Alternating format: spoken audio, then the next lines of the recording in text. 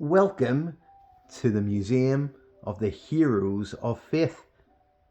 This year's Big Family Build was themed around people of faith, so we thought that we would make a museum of exhibits that people would come and visit based on Hebrews 11 with the people of the faith, heroes of the faith. So we've got a queue of people waiting to come in with an ice cream stall and a busker. I've even got a security guard in there waiting to welcome all these people in. And it's quite crowded. Once we go inside with my two lovely assistants, Alice and Lucy, we see lots of people mentioned in Hebrews chapter 11 who are heroes of the faith. We've got, I'm sure you can guess, Noah constructing his ark with a table with a scale model and a bit of an accident of paint falling. We've even got a dove sitting on top of it.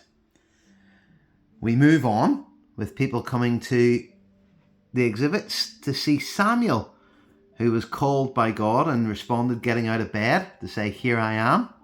And we've got his little collection of anointing oils on the shelf.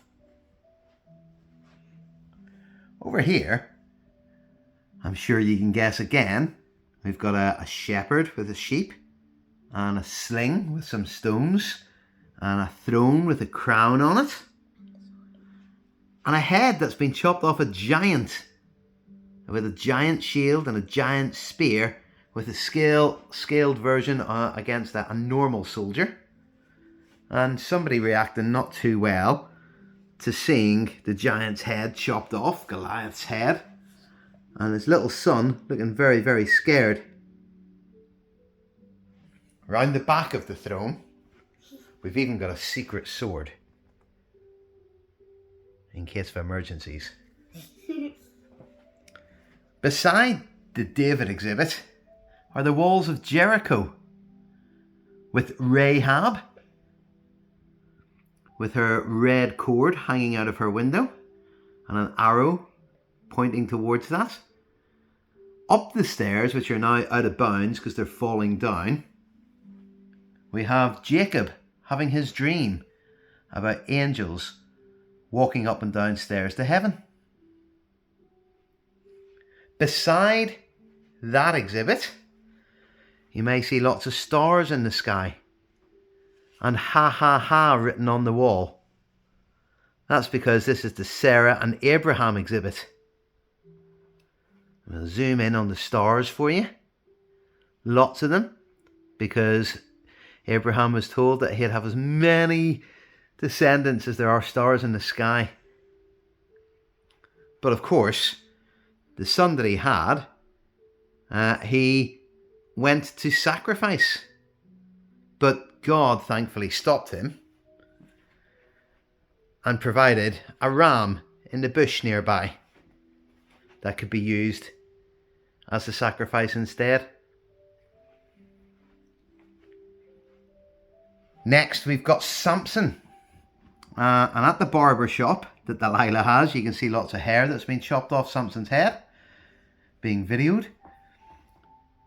But we see Samson as well at the end pushing down the central pillars when he was led out to entertain the Philistines. And he asked God one last time for strength to glorify God.